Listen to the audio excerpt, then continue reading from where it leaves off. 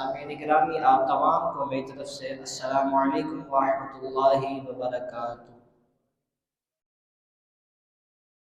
اللہ تبارک و تعالیٰ کا بیش بہا شکر کہ اس نے ہمیں ایک بار پھر جمعۃ المبارک کے مبارک دن سے سرفراز فرمایا، اور اللہ نے ہمیں ایک بار پھر صحیح اور سالم جمعہ عطا فرمایا۔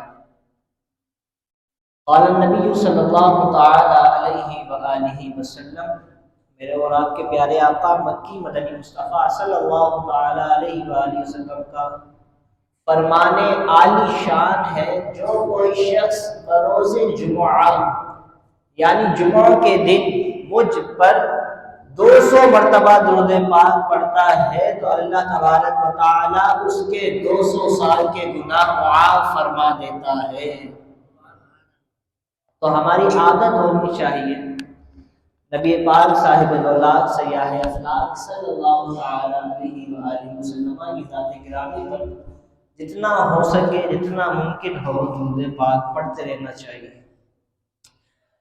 حضرت سیدنا شیخ ابو بکر شبلی رحمۃ اللہ علیہ ایک روز بغداد معلیٰ کے جید عالم حضرت سیدنا ابو بکر مجاہد رحمۃ اللہ علیہ کے پاس تشریف لائے۔ انہوں نے فوراً کھڑے ہو کر ان کو گلے لگا لیا اور پیشانی چوم کر بڑی تعظیم کے ساتھ اپنے پاس بٹھایا۔ حاضرین نے عرض کیا، یا سیدی، آپ اور اہل بغداد آج تک انہیں دیوانہ کہتے رہے ہیں، مگر آج ان کی اس قدر تعظیم کیوں؟ جواب دیا، میں نے یوں ہی ایسا نہیں کیا، الحمدللہ آج رات میں نے خواب میں یہ ایمان افروز منظر دیکھا کہ حضرت سیدنا ابو بکر شبلی رحمۃ اللہ علیہ بارگاہ رسالت میں حاضر ہوئے ہیں۔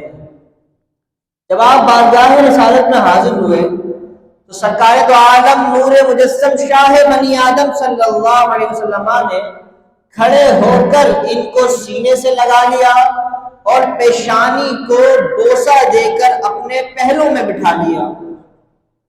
میں نے عرض کی، یا رسول اللہ صلی اللہ علیہ وسلم، شبلی پر اس قدر شفقت کی وجہ؟ اللہ کے محبوب دانہ غیوب منزہ عن العیوب صلی اللہ علیہ وسلم نے غیب کی خبر دیتے ہوئے بتایا کہ یہ ہر نماز کے بعد یہ آیت پڑھتا ہے، لَقَدْ جَاءَكُمْ رَسُولٌ مِّنْ أَنفُسِكُمْ عَزِيزٌ عَلَيْهِ مَا عَنِتُّمْ حَرِيصٌ عَلَيْكُمْ بِالْمُؤْمِنِينَ رَءُوفٌ رَحِيمٌ، اور اس کے بعد مجھ پر درود پاک بھیجتا ہے۔ تو نبی پاک صلی اللہ علیہ وسلم پر اس آیت کے پڑھنے کے بعد درود پاک بھیجنے کی برکت سے ابو بکر شبلی کو یہ مقام حاصل ہوا کہ وقت کا بڑے عالم ان کے خواب میں سرکار آ رہے ہیں، دیکھا کہ شبلی بھی وہاں موجود ہے۔ شبلی جب حاضر ہوئے تو سرکار نے شبلی کو گلے لگا لیا ہے اور اس کو تعظیم دی جا رہی ہے۔ تو آپ نے پوچھا، یا رسول اللہ ایسا کیوں ہوا ہے؟ تو حضور فرماتے ہیں کہ یہ ایک تو نماز پڑھتا ہے اور ہر نماز کے بعد یہ آیت مبارکہ پڑھتا ہے، اور آیت مبارکہ پڑھنے کے بعد یہ مجھ محمد پر درود پاک بھیجتا ہے۔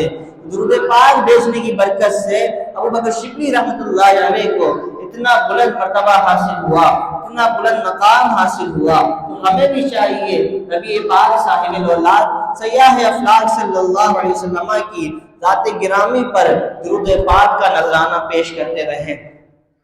اچھا، آپ کے علم میں ہے رسول اللہ صلی اللہ علیہ وسلم نے فرمایا، الشعبان شہری ورمضان شہر اللہ، یعنی اللہ کے محبوب فرما رہے ہیں کہ شعبان میرا مہینہ ہے اور رمضان اللہ کا مہینہ ہے۔ تو ہم کس مہینے میں ابھی سروائیو کر رہے ہیں؟ کون سا مہینہ ہمارے درمیان موجود ہے؟ یقیناً شعبان المعظم کا مہینہ ہمارے درمیان موجود ہے، اور اللہ تبارک و تعالیٰ کے پیارے حبیب فرما رہے ہیں کہ شعبان جو ہے وہ میرا مہینہ ہے، یعنی اللہ کے پیارے حبیب صلی اللہ علیہ وسلم ماہ شعبان سے بہت محبت کیا کرتے تھے۔ اللہ پاک کے پیارے حبیب صلی اللہ علیہ وسلم اور آپ کے اصحاب رحمۃ اللہ علیہم ماہ شعبان میں کثرت سے عبادت کیا کرتے تھے۔ ماہ شعبان میں اپنے کام کاج، اپنا بزنس، اپنی مصروفیات کو کلوز کر دیا کرتے تھے۔ کیوں کلوز کیا کرتے تھے؟ کیونکہ شعبان کے بعد کون سا مہینہ آتا ہے؟ شعبان کے بعد رمضان المبارک کا پیارا مہینہ آتا ہے۔ تو اللہ تبارک و تعالیٰ کے پیارے حبیب شعبان کو اس لیے پسند فرمایا کرتے تھے اور شعبان کو اپنا مہینہ قرار دیا کہ شعبان شہری، شعبان میرا مہینہ ہے۔ اللہ نے پیارے حبیب صلی اللہ علیہ وسلم کو شعبان کیا فرمایا؟ حضور نے شعبان میرا مہینہ ہے۔ تو اللہ تبارک و تعالیٰ کے پیارے حبیب اور آپ کے اصحاب شعبان کے مہینے میں اپنی ساری کلوزنگ کر لیا کرتے تھے، سارے کام کاج سے شعبان میں ہی فارغ ہو جایا کرتے تھے، ساری چیزوں سے شعبان میں فارغ ہو کر رمضان المبارک پورا مسجد میں گزار دیا کرتے تھے، رمضان المبارک کی عبادت کیا کرتے تھے، رمضان المبارک میں اللہ کو راضی کرنے والے کام کیا کرتے تھے۔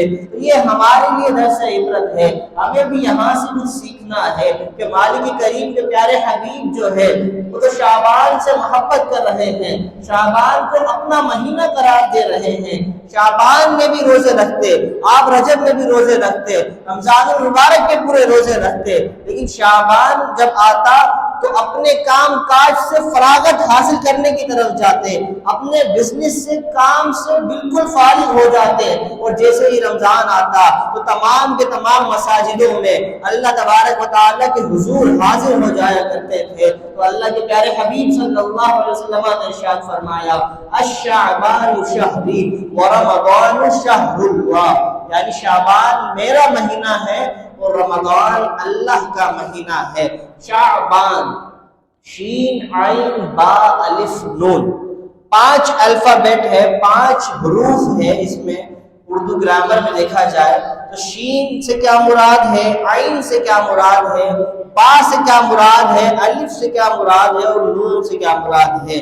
غور سماعت فرمائیے گا میرے اور آپ کے پیارے غوث پاک رحمۃ اللہ علیہ شعبان کے 5 حروف کے معنی بیان کرتے ہیں کہ شین کا کیا مطلب ہے، عین کا کیا مطلب ہے، با کا کیا مطلب ہے، الف کا کیا مطلب ہے، نون کا کیا مطلب ہے، اور اس سے سیکھنا کیا ہے۔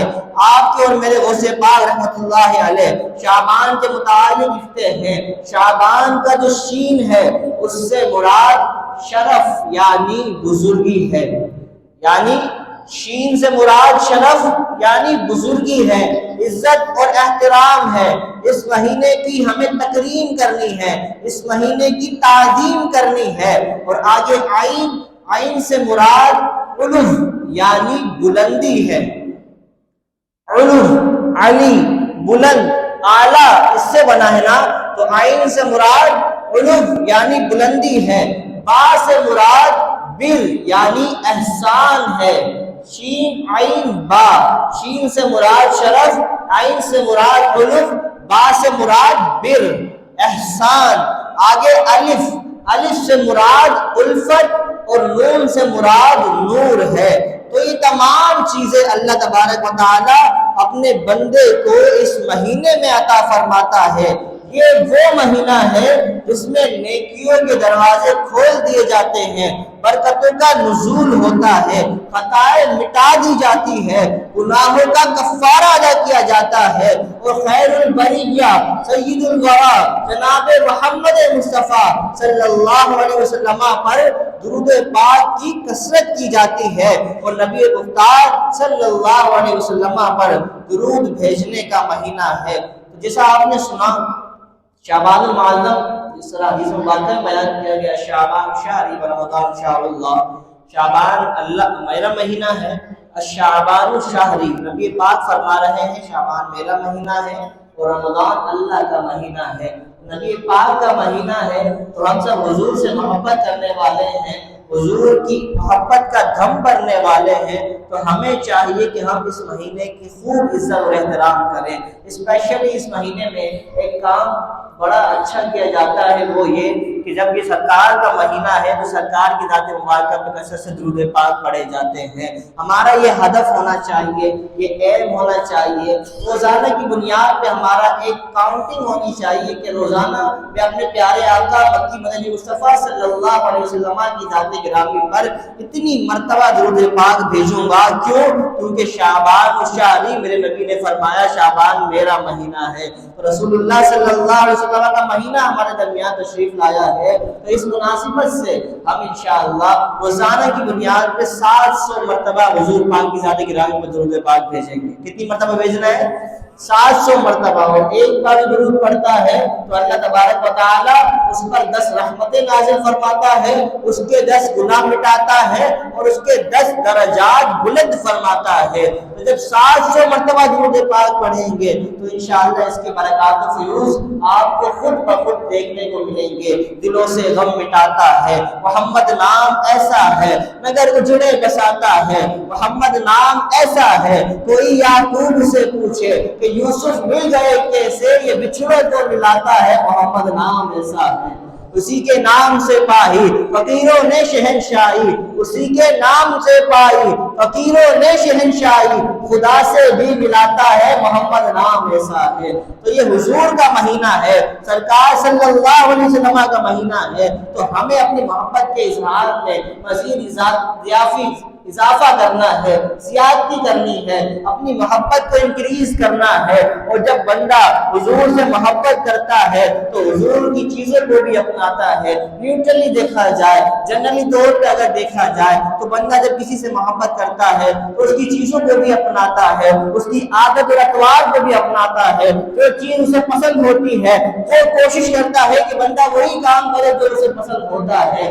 میرے نبی پاک صلی اللہ علیہ وسلم کو درود پاک پڑھنا یہ بھی محبت میں اضافہ کرتا ہے۔ حضور صلی اللہ علیہ وسلم پر درود پاک کی کثرت کرنا غموں سے نجات حاصل ہوتی ہے، پریشانیاں دور ہوتی ہے، ٹینشن دور ہوتی ہے، مسائل دور ہوتے ہیں۔ بندہ جب کسی مصیبت میں مبتلا ہو 5 وقت کی نماز فرض جماعت سے پڑھے اور بے فکر نماز کے بعد حضور پاک صلی اللہ علیہ وسلم پر درود پاک پڑھے، انشاءاللہ تمام مسائل حل ہو جائیں گے۔ تجربے کی بات ہے، صوفیہ کی بات ہے، جب صوفیہ کو کوئی مسئلہ درپیش ہوتا ہے، علماء کو کوئی مسئلہ درپیش ہوتا ہے تو کسی ڈاکٹر کے پاس نہیں جاتے، کسی لوئر کے پاس نہیں جاتے، کسی وکیل کے پاس نہیں جاتے، بلکہ اللہ کی بارگاہ میں حاضری رہ کر، اللہ کی بارگاہ میں موجود رہ کر نبی پاک پر درود پاک کے نذرانے پیش کر رہے ہوتے ہیں۔ تو شعبان کا مہینہ ہے، حضور کا مہینہ ہے، تو ہمیں بھی چاہیے کہ سب مل کر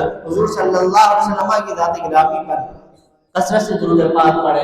ہم سب مقلد ہیں، تقلید کرتے ہیں۔ آخری بات انشاءاللہ اس کے بعد اختتام کی طرف چلتے ہیں۔ اب امام اعظم ابو حنیفہ رحمۃ اللہ تعالیٰ علیہ کی تقلید کرتے ہیں، کرتے ہی نہیں کرتے ہیں۔ تو نماز پڑھتے ہیں امام اعظم کے طریقے پر پڑھتے ہیں۔ 4 امام گزرے ہیں جنہوں نے ایجاد کی ہے، طریقے بیان کیے ہیں، اور چاروں کے چارے مطلب حق اہل سنت ہے، چاروں کے چاروں حق ہے۔ تو کون کون سے ہیں؟ امام اعظم ابو حنیفہ، امام شافعی، امام مالک، امام احمد بن حنبل۔ یہ 4 امام ہیں جن کی پیروی کی جاتی ہے، جن کی تقلید کی جاتی ہے۔ تو ہم کس کے مقلد ہیں؟ ہم امام اعظم رحمت اللہ علیہ کی تقلید کرتے ہیں، یعنی ان کے بتائے ہوئے طریقے پر نماز ادا کرتے ہیں، ان کے بتائے ہوئے طریقے پر اپنا سفر کرتے ہیں، ان کے بتائے ہوئے طریقے پر اپنا روزے کا سفر کرتے ہیں۔ جو طریقے انہوں نے قرآن و حدیث سے ایجاد کیے ہیں، ہم وہ سارے انہی کے بتائے ہوئے طریقے پر، امام اعظم رحمۃ اللہ علیہ کے بتائے ہوئے طریقے پر اپنی تمام عبادات کو منحصر رکھتے ہیں، اپنی تمام عبادات کا جو دار و مدار رکھتے ہیں وہ امام اعظم رحمۃ اللہ علیہ کے طریقے پر رکھتے ہیں۔ تو 2 شعبان المعظم کو امام اعظم رحمۃ اللہ علیہ کا عرس گزرا ہے۔ پچھلے دنوں امام اعظم رحمۃ اللہ علیہ کا عرس تھا اور آپ کی سیرت پہ کافی تفصیل سے میں نے اصل میں بھی بیان کیا تھا۔ اور امام اعظم رحمۃ اللہ تعالی علیہ یہ پیشوا ہیں بہت بڑے متقیوں کے، بہت بڑے متقی گزرے ہیں۔ تو قرآن و حدیث سے بندہ مسئلے نکال کے لوگوں کو بتائے، کوئی عام بندہ تو نہیں ہو سکتا نا، کوئی عام بندہ تو ایسا کام نہیں کر سکتا، تو یقیناً اللہ تبارک و تعالیٰ کے بہت بڑے ولی گزرے ہیں اور آپ تابعی تھے۔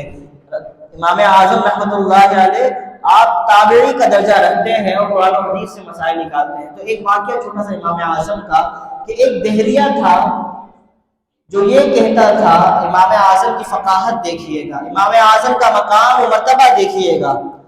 ایک دہریہ تھا جو یہ کہا کرتا تھا اس دور میں کہ دنیا جو تخلیق کی گئی ہے، دنیا کی کریشن جو کی ہے، دنیا بنائی کی ہے، یہ خود بخود بنائی گئی ہے۔ جس طرح آج کے دور میں سائنٹسٹ کہتے ہیں کہ ایک گولا آیا زمین پہ پھٹا اور دنیا خود بخود بن گئی، تو اس دور میں بھی امام اعظم کے دور میں بھی ایک ایسا بندہ تھا، دہریہ جسے بولتے ہیں، جو کسی کو بھی نہیں مانتے ہیں، نہ اللہ کو مانتے ہیں، نہ کسی مذہب کو مانتے ہیں، وہ کہتے ہیں کہ دنیا خود بخود تخلیق ہو گئی ہے۔ تو امام اعظم رحمۃ اللہ علیہ کے دور میں بھی ایک ایسا شخص تھا جو یہ کہا کرتا تھا کہ دنیا خود بخود بن گئی ہے۔ تو امام اعظم کو پتہ چلا ہاں ایسا بندہ ہے جو اللہ کو نہیں مان رہا ہے، یہ کہہ رہا ہے خود بخود دنیا تخلیق ہو گئی ہے، تو اس بندے سے مناظرہ طے پایا، اس بندے سے مکالمہ طے پایا۔ تو امام اعظم رحمۃ اللہ علیہ نے کہا، اس بندے کو پیغام پہنچایا کہ فلاں دن فلاں وقت اس مقام پر آپ آ جائیے گا، میں آپ کے تمام سوالات کے جوابات دوں گا اور آپ کو اس بات کا قائل کر دوں گا کہ دنیا کا خالق و مالک جو ہے وہ اللہ تبارک و تعالیٰ ہے، کوئی تو ہے جو نظام ہستی چلا رہا ہے وہی خدا ہے۔ تو اللہ تبارک و تعالیٰ نے دنیا بنائی ہے لیکن وہ یہ مانتا نہیں تھا، تو پھر کیا ہوا، امام اعظم رحمۃ اللہ علیہ نے اسے اس وقت وہاں بلایا۔ جب وہ وہاں آ گیا، سارے لوگ وہاں موجود ہوئے، تو امام اعظم رحمۃ اللہ علیہ جان بوجھ کے وہاں پر لیٹ ہو گئے، جان بوجھ کے آپ تاخیر کے شکار ہوئے۔ تو اس کو تو مناظرہ کرنا تھا، مکالمہ کرنا تھا، امام اعظم کے سوالات کے جوابات لینے تھے۔ تو جب امام اعظم کچھ دیر کے بعد وہاں پر تشریف لائے، کچھ دیر کے بعد حاضر ہوئے، تو اس دہریہ نے کہا تم بہت بڑے امام مانتے ہو اپنے آپ کو، تم بہت بڑا متقی کہتے ہو اور تم خود ہی وقت پر نہیں آئے ہو۔ تو امام اعظم نے کہا میں جان بوجھ کر وقت پر نہیں آیا ہوں۔ پتہ ہے کیا ہوا، میں راستے میں تھا، میں نے دیکھا دریا کے کنارے امام اعظم اس دہریے سے کہہ رہے ہیں۔ اب دیکھیے گا کیسے ہمارا مسلک اور کیسے امام اعظم نے اس کو عقلی دلیل کے ذریعے اس بات پر قائل کیا کہ اللہ خالق و مالک ہے۔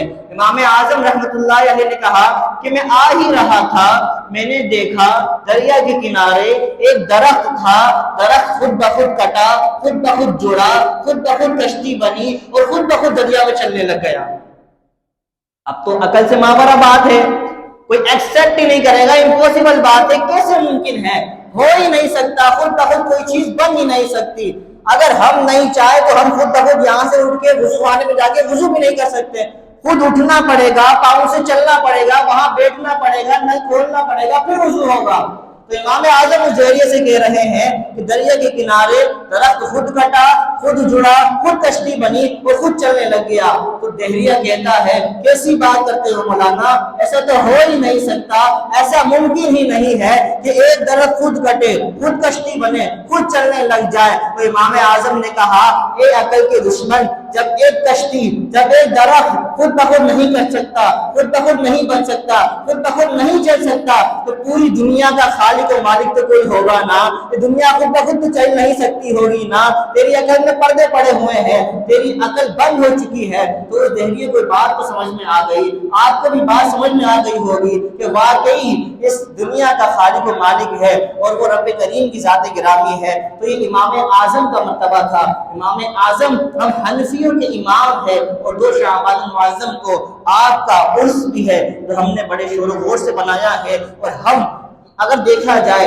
تو ہم روزانہ 5 ٹائم امام اعظم کا عرس مناتے ہیں۔ وہ کیسے کہ امام اعظم کے طریقے پہ نماز پڑھ کے ان کی تقلید کرتے ہیں، اور ہم حنفی اور مسلک حقہ سے تعلق رکھتے ہیں، اور سب کو پتہ ہونا چاہیے کہ ہم امام اعظم کی تقلید کرتے ہیں، امام اعظم کے بتائے ہوئے مسائل پر عمل کرتے ہیں، امام اعظم کے بتائے ہوئے طریقے پر نماز ادا کرتے ہیں۔ ناچیز سا بندہ ہوں، تاثیر نہیں لفظوں میں، اللہ کرے دل میں اتر جائے میری بات۔